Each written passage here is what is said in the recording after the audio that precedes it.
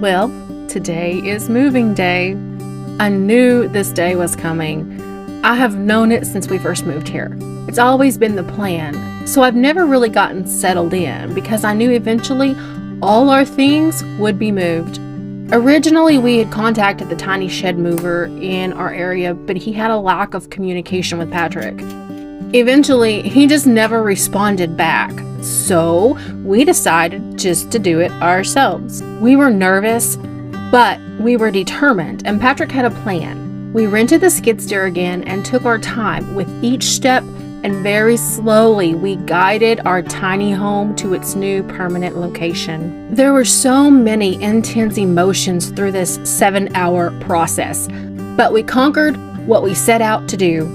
And before we even began, I prayed to the Lord to give us counsel and wisdom for each step, to know what to do, and for the angels to hold the cabin upright. There were a few moments, and I wasn't sure if this was a good idea. There were a few times where a part of me kind of regretted our decision, and that was because a lot was at stake. Our home and our responsibility for this expensive equipment was all in our hands. Along the way, we had to cut out more trees and make a wider clearing. That wasn't in the original plan, but we did what we had to do to get the tiny cabin to its spot. Inch by inch, we would move a little and trim back some branches until we finally got the tiny cabin relocated. After it was set and leveled, my mind and body could finally relax. That's when the reality of all of this set in. Then a different emotion rose up within me.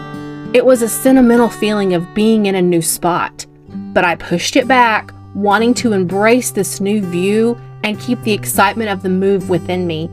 I tried not to get too settled in at the first spot, but I think it's just human nature that we bond with our surroundings. So now, once again, it's time to start over and develop our new location in the woods. A place we call home until we are called home. So in the meantime, this is where we will be living and thriving and stewarding the land.